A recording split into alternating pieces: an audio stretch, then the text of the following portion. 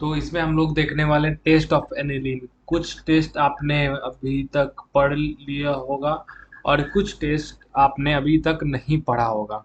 ठीक है, जैसे कि carbyl amine test. Carbyl amine test, अब जितना भी टेस्ट है मैं आपको एक जगह लिख के दे रहा हूँ, और इस वीडियो भी इसके लिए आपके लिए एक तरह से बन जा रहा है।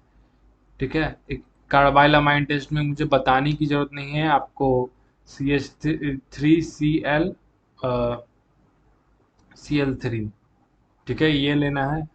और प्लस आपको लेना है 3KO, यहाँ पे 3H नहीं होगा, एक मिनट, CHCl3 होगा प्लस 3KOH होगा, क्योंकि यहाँ पे 3 याद करने का तरीका मैंने बताया था और यहाँ पे भी तब 3 आपको तो यहाँ पे क्या मिलेगा, आपको ये NC मिलेगा।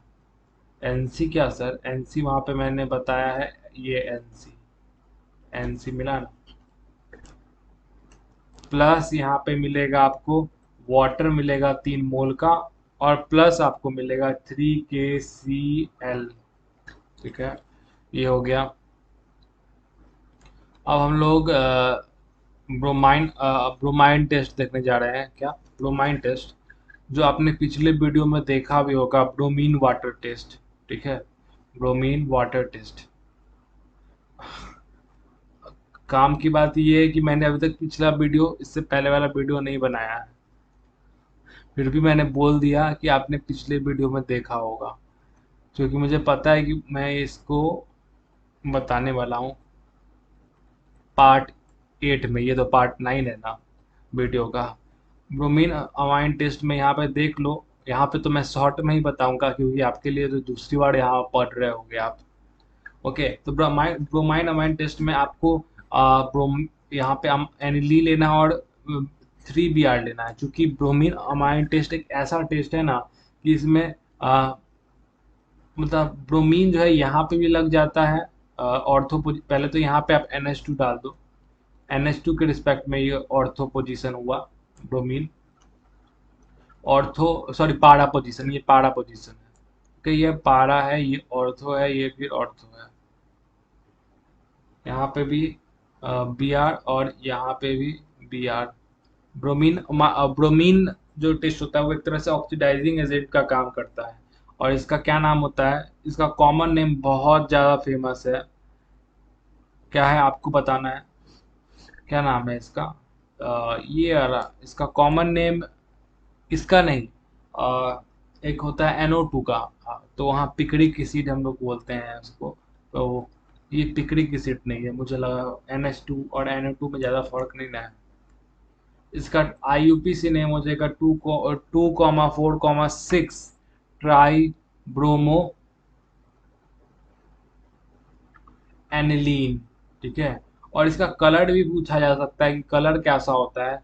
तो कलर इसका वाइट होता है, वाइट PPT ये फॉर्म करता है। ठीक है, वाइट PPT। आगे देखते हैं।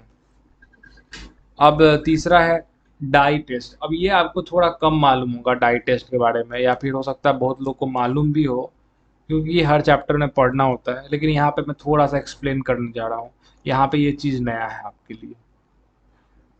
डाई टेस्ट, इसमें कपलिंग रिएक्शन इसको बोलते हैं। ठीक है, कपलिंग बहुत ही इंपॉर्टेंट है, इसीलिए क्यों मैंने बोला, क्योंकि जैसे ही हमको याद नहीं था, मुझे याद नहीं था कि ये डाई टेस्ट इतना इंपॉर्टेंट, लेकिन जैसे ही मैंने देखा यहाँ कपलिंग रिएक्शन लिखा हुआ है, तो मैं समझ गया ये बहुत इंपॉर्टेंट है। यहाँ भी आप 3 स्टार लगा लो, 3 स्टार लगा लो। और इसके बाद वाला कैसा है, अच्छा जैसा हो, यहाँ पे आप सबसे पहले तो आप लेना डाइजोनियम साल्ट। डाइजोनियम साल्ट का मैंने एक लेक्चर में आपको बोला भी है कि आप इसका स्ट्रक्चर याद रखें। और डायो टेस्ट में आपको जो है ना क्या लेना है, एक एनिलीन लेना है। ठीक है, एनिलीन, एनिलीन। एक काम करते हैं, एनिलीन तो ऐसे भी लिख सकते हैं, है कि नहीं? तो मैं क्या कर रहा हूँ, एनिलीन को यहाँ पे लगा दे रहा हूँ। एनिलीन क्यों कर रहा हूँ बताऊंगा। और यहाँ पे H तो है ही, H तो आपको दिख नहीं रहा है, लेकिन हर एक कार्बन पे H है। हर एक कार्बन पे एच है, लेकिन यहाँ शो नहीं करते बेंजीन में स्ट्रक्चर। स्ट्रक्चर जो होता है ना, तो मतलब बेंजीन में आप हाइड्रोजन शो नहीं करते इस टाइप के स्ट्रक्चर में, लेकिन वो नोन होते हैं। तो यहाँ पे मैं अभी एच निकाल के लगा दे रहा हूँ, दिखा रहा हूँ कि यहाँ एच होता है। यहाँ से अब मैं क्या करूँगा, यहाँ से आपको ये HCl दिखता निकलता हुआ दिख रहा होगा, ठीक है। HCl निकलता हुआ दिख रहा होगा, और यहाँ पे क्या हो जाएगा, देख सकते हो, ये ऊपर में आपको आ, कैसे, ऐसे नहीं, रुको, यहाँ पे देखो, यहाँ सबसे पहले एनिलीन बना लो। सेकेंड वाला स्ट्रक्चर मैं पहले बना रहा हूँ, NH2। ये वाला स्ट्रक्चर मैंने पहले बनाया। आप लोग को अंदाजा तो मिल ही गया होगा, ये वाला N2 इस बेंजीन से अटैक करने वाला है, जुड़ जाएगा, क्योंकि जो नाइट्रोजन का है, एक क्लोरीन जाने के बाद एक बॉन्ड खाली हो गया है, और इस वाले कार्बन का एक बॉन्ड खाली हो गया है हाइड्रोजन जाने के बाद से। तो ये दोनों अटैच हो जाएंगे, देखो कैसे। अब मैं क्या कर रहा हूँ, ये देखो।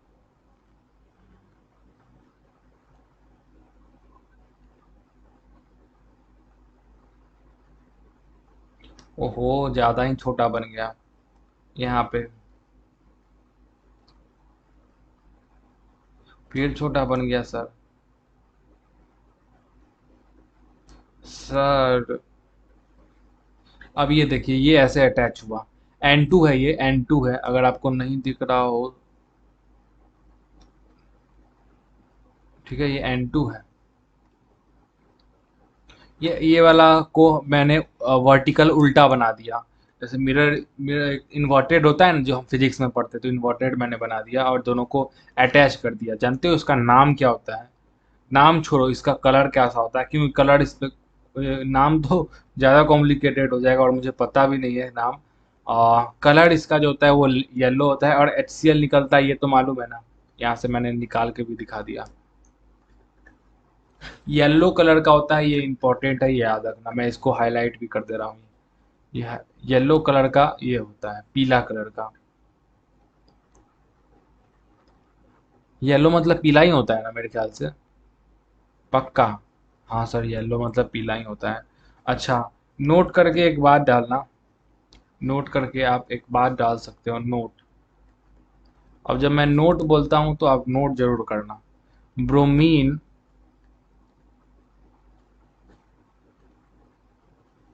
Bromine water test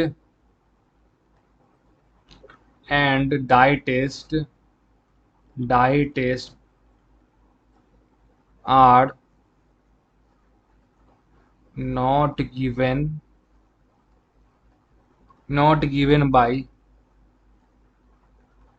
aliphatic, aliphatic amines, ठीक है। Not given by aliphatic amines क्या मतलब हुआ? ये दोनों एलिफैटिक अमाइंस के द्वारा, जैसे एलिफैटिक मतलब जो बेंजीन जैसा ना दिख रहा हो, खुला स्ट्रक्चर हो।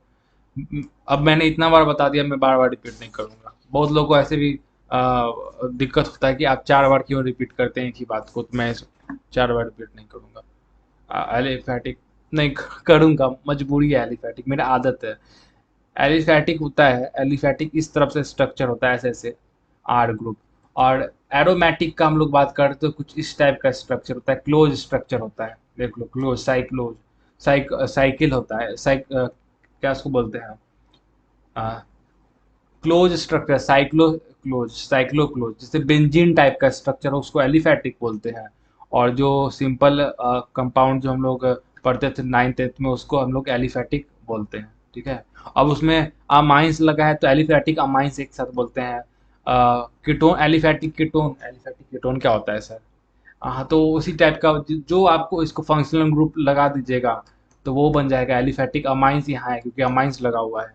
आगे बढ़ते हैं, diazonium salt, diazonium salt,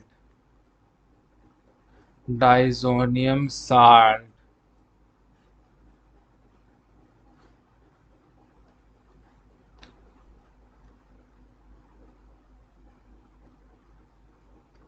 diazonium salt have general formula Rn2 H पे प्लस और X पे निगेटिव, ठीक है। अ, अब यहाँ पे R जो होता है वो ट्रिपल बॉन्ड के साथ होता है। क्या, या फिर ये काम का नहीं है, क्योंकि अभी बताऊंगा तो कंफ्यूज हो जाओगे। दूसरा स्टेटमेंट देखो, दूसरा स्टेटमेंट ये है कि जो N2 होता है, द N2 प्लस, वो कैसे एग्जिस्ट करता है, इसका स्ट्रक्चर याद रखना। N2 जो होता है यहाँ का, ये वाला N2, इसके ऊपर पॉजिटिव चार्ज भी लगा हुआ है, आप देख सकते हैं। हाँ लगा हुआ है सर, इसका स्ट्रक्चर कुछ ऐसा होता है, तो ये स्ट्रक्चर आपको याद रखना है। इसी को कहते हैं, इसी को कहते हैं डाइजोनियम, डाइजोनियम डाइजोनियम ग्रुप।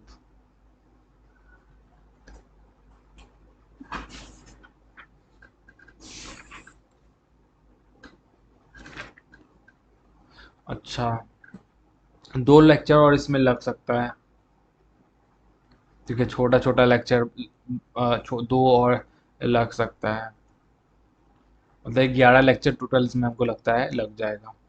अब देखो इसका रिएक्शन देखो, N2Cl, ये एक डाइजोनियम साल्ट है, आपको पता ही होगा। इसका जो नाम होता है बेंजीन, देख लो इसका नाम, मैं तो बार बार इसको डाइजोनियम साल्ट ही बोलता हूँ, इसका नाम होता है बेंजीन डाइजोनियम साल्ट, पूरा नाम हुआ।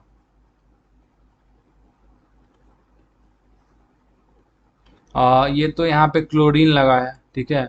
ऐसा भी तो हो सकता है दूसरा हेलोजन, मान लेते हैं दूसरा हेलोजन लेते हैं। सर ये आप क्या बताना चाह रहे हैं, तो थोड़ा हम लोग अभी टॉपिक पढ़ रहे हैं डाइजोनियम साल्ट, ठीक है, डाइजोनियम साल्ट अभी पढ़ रहे हैं।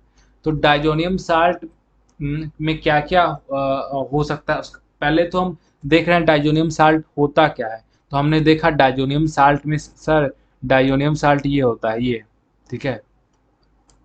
उसका जनरल फार्मूला हम लोग ने देखा। उसके बाद N2, उसमें N2 प्लस जो होता है, उसमें ट्रिपल बॉन्ड होता है और नाइट्रोजन पे पॉजिटिव चार्ज होता है, ठीक है, इसको हम लोग डाइजोनियम ग्रुप बोलते हैं। अब तीसरा पढ़ने जा रहे हैं, देखो तीसरा क्या पढ़ने जा रहे हैं, अब नोमेनक्लेचर हम लोग देख रहे हैं, ये जो देख रहे हैं नोमे, अब मैं हर कंपाउंड जो यहाँ पे लिखूंगा उसका नाम बताऊंगा अभी। अ, अ, यहाँ पे आप देख सकते हो N2 प्लस, और यहाँ पे HSO4 माइनस, और यहाँ पे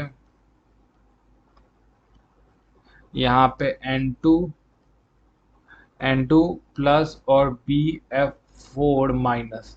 अब इसका बारी बारी से मैं इसका नोमेनक्लेचर करता हूँ। इसका नाम हुआ बेंजीन, बेंजीन डाइजोनियम ब्रोमाइड। इसका डाइजोनियम क्लोराइड नाम हुआ, ठीक है, इसका जिसके ऊपर क्लोरीन लगा है उसके ऊपर क्लोराइड, और जिसके ऊपर ब्रोमीन लगा है उसके ऊपर ब्रोमाइड, तो इसका नाम हो गया बेंजीन डाइजोनियम, डाइजोनियम ब्रोमाइड। आपको तो पता चल गया होगा ऐसे ब्रोमाइड इसमें क्यों लगा, क्योंकि यहाँ पे आप देख सकते हैं ब्रोमीन लगा हुआ है, इसी कारण। अब यहाँ पे देखो HSO4 है, तो इसका भी मतलब सर नाम होगा, लेकिन देखो शुरुआत का जो चीज़ है वो सेम है, क्या सर, बेंजीन, बेंजीन डाइजोनियम, ये तो हर चीज में कॉमन है। बेंजीन डाइजोनियम, इसमें भी देखो लास्ट वाला में भी बेंजीन डाइजोनियम, बेंजीन डाइजोनियम। अब इसको बोलते हैं हाइड्रोजन सल्फेट बोलते हैं, ठीक है, हाइड्रोजन सल्फेट, नाम से ही पता चल रहा है। एक्चुअली इतना को सिर्फ सल्फेट बोलते हैं, और हाइड्रोजन लगा है इसीलिए इसका नाम हाइड्रोजन सल्फेट हो गया, ठीक है।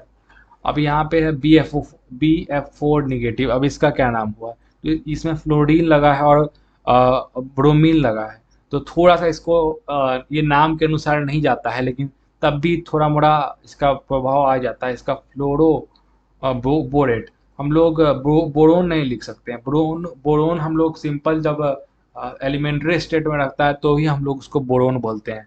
और जब भी कंपाउंड फॉर्म करता है तो हम लोग कहीं भी उसको हम बोरेट बोलते हैं, ठीक है, बोरेट। और इससे फ्लोरीन को फ्लोरो बोलते हैं हमेशा। तो बी एफ फोर निगेटिव को हम लोग बोलते हैं फ्लोरोबोरेट, ठीक है। बी एफ फोर को बी एफ फोर, क्या मैं बोल रहा हूँ, बी एफ फोर निगेटिव, ऐसा नाम ही है इसका। बी एफ फोर निगेटिव को हम लोग बोलते हैं फ्लोरोबोरेट। ये नोमेनक्लेचर है, ठीक है।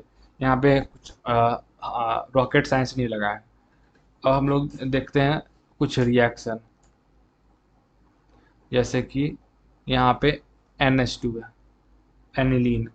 अब खाली इसमें Na2। अब इसे हम प्रिपरेशन देख रहे हैं, प्रीपरेशन, प्रीपरेशन, प्रीपरेशन क्या होता है भाई, प्रीपरेशन, प्रीपरेशन देख रहे हैं। तो यहाँ पे 2HCl होता है। हम लोग अब डाइजोनियम साल्ट कैसे बनता है उसके पीछे तो मैंने इस वीडियो में एक बताया भी था, आपको याद करने के लिए भी बोला था कि ये देख लो पूरा कैसे स्टेप में इसका स्ट्रक्चर याद कर लो, एक ही साथ बोला था। टेम्परेचर के लिए मैंने खास बोला था कि 0 to 5 डिग्री सेल्सियस आपको याद रखना है, तो अपना डाइजोनियम साल्ट मिल जाएगा, N2Cl। और इसका नाम क्या होता है, benzene diazonium chloride, IUPAC name. लेकिन हम लोग इसको शॉर्टली डाइजोनियम साल्ट बोलते हैं, इसको इसको डाइजोनियम साल्ट। जान तो अब इसका कुछ, हम लोग डाइजोनियम साल्ट पढ़ रहे हैं तो इसका कुछ कैरेक्टरिस्टिक पढ़ लेते हैं, ठीक है। तो ये जो होता है ना, कलरलेस होता है, बस सुनना है, कलरलेस,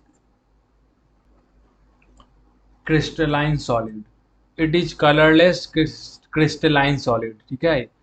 डाइजोनियम साल्ट होता है, आप बस सुनना है, इसमें कुछ है नहीं। क्रिस्टलाइन सॉलिड, ठीक है। सॉल्यूबल होता है वाटर में, सबसे पहला बात, सॉल्यूबल होता है वाटर में। और स्टेबल भी होता है एट लो टेम्परेचर। मतलब ये कुल मिला के स्टेबल कंपाउंड होता है, ये याद रखना। खूब अच्छा स्टेबल होता है, अच्छा खासा स्टेबल होता है। और रिएक्ट इन वार्म कंडीशन, ठीक है। अगर आप इसको थोड़ा गर्म करोगे तो रिएक्ट करेगा। कारण का सिंपल है, कोई भी चीज़ आप गर्म करोगे तो रिएक्ट करेगा ही। बेंजीन डाइजोनियम फ्लोरोबोरेट, बेंजीन अभी हम लोग ने पढ़ा है, बेंजीन डाइजोनियम फ्लोरोबोरेट, यानी कि ये चीज़, ये कंपाउंड, ये वाला कंपाउंड अगर आपको दिख रहा हो, ये वाला कंपाउंड के बारे में बोला जाता है कि ये जो होता है ये इनसॉल्युबल, पानी में घुलनशील नहीं होता है। घुलनशील नहीं होता है, उसका एक ही कारण होता है, और ये क्योंकि इसका हाइड्रेशन एनर्जी कम होता है। जिसका भी, जो भी पानी में नहीं घुल पाता है, इसका मतलब वही होता है उसका हाइड्रेशन एनर्जी कम होता है। खैर यहाँ पे वो बात नहीं है, जो यहाँ पे लिखा हुआ वही मैं बोलूँगा। इनसॉल्युबल होता है वाटर में, और स्टेबल होता है कोई भी डाइजोनियम साल्ट। देखो डाइजोनियम साल्ट के अंदर जो ऊपर में मैंने 3 लिखा है वो सारे आ जाते हैं, ये सारा डाइजोनियम साल्ट है, ठीक है, डाइजोनियम साल्ट है। थोड़ा टेक्निकल इशू मेरे मेरे तरफ से ये था कि मैं सिर्फ इसको मानता था डाइजोनियम साल्ट, लेकिन ऐसा नहीं है। जो चारों का चारों है, ये चारों का चारों डाइजोनियम साल्ट है। लेकिन जनरली हम लोग को काम जो आता है बस इसका आता है, पहला नंबर का। ये तो मैंने ऐसे ही लिखा दिया, इसका नोमेनक्लेचर बहुत कम यूज आता है मेरे ख्याल से। मैंने इससे पहले कभी इसका यूज देखा नहीं, बस आपको लेकिन नाम पता होना चाहिए। और ये बेंजीन डाइजोनियम क्लोराइड, ये बहुत इंपॉर्टेंट है, ठीक है। एक चीज़ मैं बताना यहाँ पे चाहूँगा, क्या सर, ये जो डाइजोनियम साल्ट हम लोग बनाते हैं तो उसका स्ट्रक्चर कुछ ऐसा होता है, कुछ ऐसा होता है। मैं मिटा दूंगा, चिंता नहीं करो, आप लोग का नोट्स खराब नहीं होगा। यहाँ पे पॉजिटिव, यहाँ पे नेगेटिव होता है, ठीक है। लेकिन ये सिर्फ होता है एरोमेटिक कंडीशन, नहीं, ये क्या मैं बोलना चाह रहा हूँ, हाँ, ये स्ट्रक्चर ऐसा होता है डाइजोनियम साल्ट का। डाइजोनियम साल्ट का स्ट्रक्चर ऐसा होता है। लेकिन मैं एक बात बताना चाहूँगा, ये बहुत ही, डाइजोनियम साल्ट जो होता है बहुत ही स्टेबल कंपाउंड होता है। ऊपर हम लोग ने कैरेक्टरिस्टिक या फिर बोले तो फिजिकल प्रॉपर्टीज में देखा, ये बहुत स्टेबल होता है। कब क्यों स्टेबल होता है पता है, क्योंकि ये एरोमेटिक कंडीशन में, ये एरोमेटिक है, बेंजीन टाइप का स्ट्रक्चर है इसका, बेंजीन टाइप का स्ट्रक्चर, यहाँ देखो इतना दूर बेंजीन है।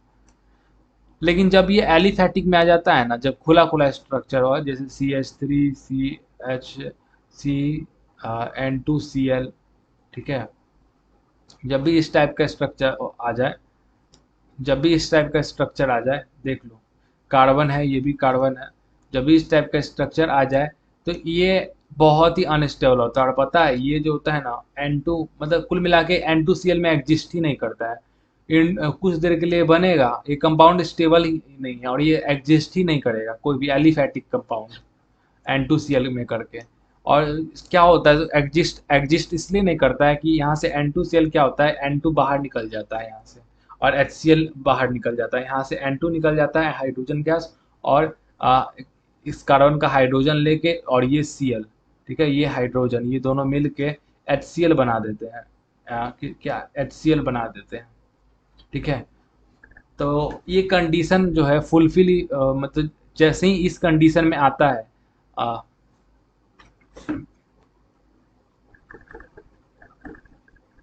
जैसे ही इस कंडीशन में आता है, कौन से कंडीशन में सर, इस कंडीशन में, जैसे इस कंडीशन में आता है सम, ये एलिफैटिक में अनस्टेबल होता है, वहाँ से N2 निकल जाता है और HCl निकल जाता है। तो ये याद रखना मेरे लिए पर्सनली एडवाइस है। मैं इसको ऐसे ही छोड़ दूँ क्या?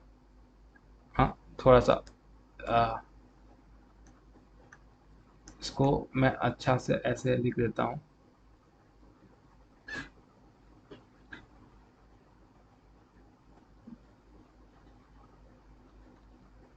ये क्या हुआ, एक सेकेंड दोस्तों।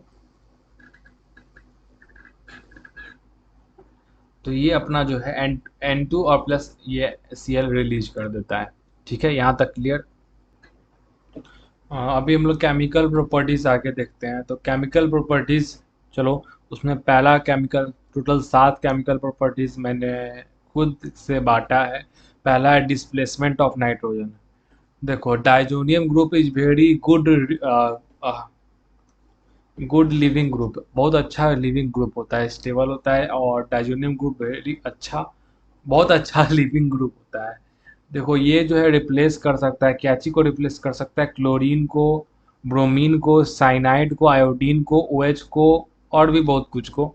लेकिन अभी हम लोग को इतना से काम चल जाएगा, इतना से काम चल जाएगा। अभी हम लोग वो भी जो रिप्लेसमेंट होता है, डिस्प्लेसमेंट होता है नाइट्रोजन का, वो दो तरीके से होता है। पहला है सैंडमियर रिएक्शन से, और दूसरा होता है गेटरमैन रिएक्शन। दोनों कॉमन है कि उसमें आपको आयंस का मतलब रिड्यूसिंग नेचर आपको दिखेगा डाइजोनियम साल्ट का। अभी कुछ समझ में नहीं आया होगा, देखो कैसे आता है समझ में। एग्जाम्पल ए देखो, जैसे कि मैंने एक डाइजोनियम साल्ट लिया, कोई भी डाइजोनियम साल्ट, ठीक है, डाइजोनियम साल्ट जो सबसे कॉमन है मैंने वही लिया। उसको आप HCl के साथ हीट करा दो, ठीक है, HCl के साथ हीट करा दो। और सैंडमियर में आप लोग जो रिएजेंट देते हैं, रिएजेंट, देखो रिएजेंट का ही फर्क आ जाता है, बस रिएजेंट का। क्लोरीन, कॉपर क्लोराइड लेते हैं हम लोग, और इसमें जो सैंडमियर में जो कॉपर का जो ऑक्सीडेशन स्टेट होता है वो +1 होता है, ये याद रखना हमेशा रिएजेंट में, ठीक है। और यहाँ पे रिप्लेस, पूरा रिप्लेस हो जाएगा, और यहाँ पे क्लोरीन आ जाएगा, सीधा क्लोरीन आ जाएगा, N2 गैस रिलीज होगा, और HCl निकल जाएगा। दूसरा एग्जाम्पल देखते हैं, एग्जाम्पल बी।